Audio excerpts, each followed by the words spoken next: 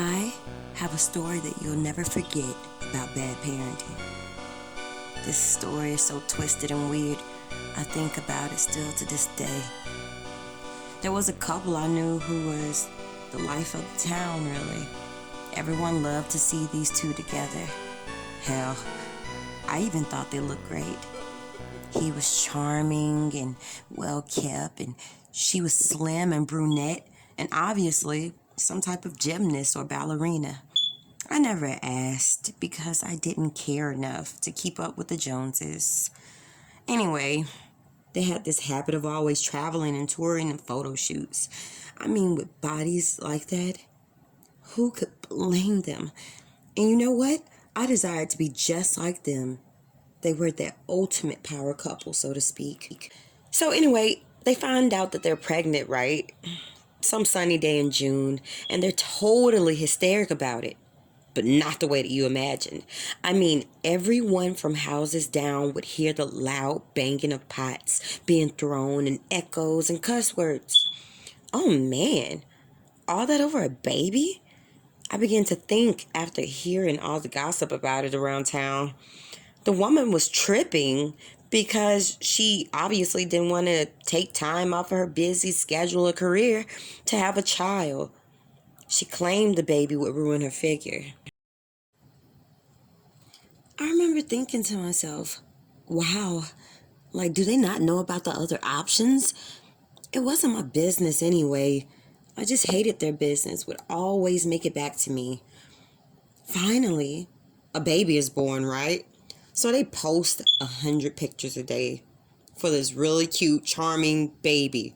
Everyone adored the pictures. I thought they were quite fabulous. The little guy would always be coordinated with his parents. Oh, I want a family like that. Not. The parents' face remained strict and sexy in the photos. What a handsome couple they were. So now, around 6 months with the kid in their lives and everything, the couple wants to get back to their normal lives before the baby. Come on now.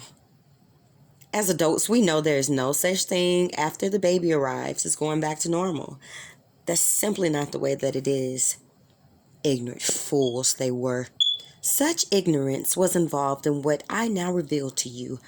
There, however, the flaw in mortal perfection is mistaking that there is a such thing in the first place. Yeah, so 3 weeks ago, the couple had both planned on being out of town for whatever the motive. Again, I'm just telling you what the talk around town was. The couple didn't bring the baby along, right? So they called the babysitter and told her on some random Tuesday that they were leaving and needed her services. Like at the crack of dawn, I hear. And let me tell you, girlfriend didn't even pick up. Her phone didn't even reply. But you know what? The couple, for some reason, just figured that she would. And somehow, they just knew that that babysitter was punctual and well trusted enough to always be right there, like the Allstate commercial. Let me tell you what happened then. For some reason, they just couldn't miss their plane and fed the baby and sat the baby in the high chair, they telling me, all alone to wait on the babysitter to arrive. Man, they probably kissed the infant if they had enough time to spare and jumped their ass on a plane to Sicily, Italy for like 3 beautiful weeks. Tell me how they cut off their phones. Could you imagine that? They never called the babysitter one time to check on their most prized possession.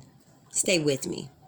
For whatever the reason, I guess they figured they were only parents at home instead of all the time. Who knows? Anyway, they made it back home, back to America, and decided finally to turn their phones back on. All to see like thousands of missed calls, texts. They looked at each other and smiled instead of tripping out. Are you serious? Let's get home to our little one, the handsome man said to his spouse. The cab dropped them off outside the door of their lovely home. They proceeded to go into their home. That's when the call came through. finally from their babysitter. The babysitter said out loud on speakerphone, I kid you not, you guys. Hey, you guys, miss you all. How's the baby doing? And how was the trip? The lady looked confused. The baby, I'm sure, missed us. I'm sure? She replied to the babysitter. The babysitter then sounded confused and said, I'm sorry about a few weeks ago. My ankle is all the way healed up though, and I'll be able to watch the baby again starting this Friday. The mother then turns pale and asks, Where's the baby anyway? And the babysitter replied, I don't know. Who you have fill in for me, ma'am? The woman thinks for a second, then drops the phone and without hesitation kicked the door in.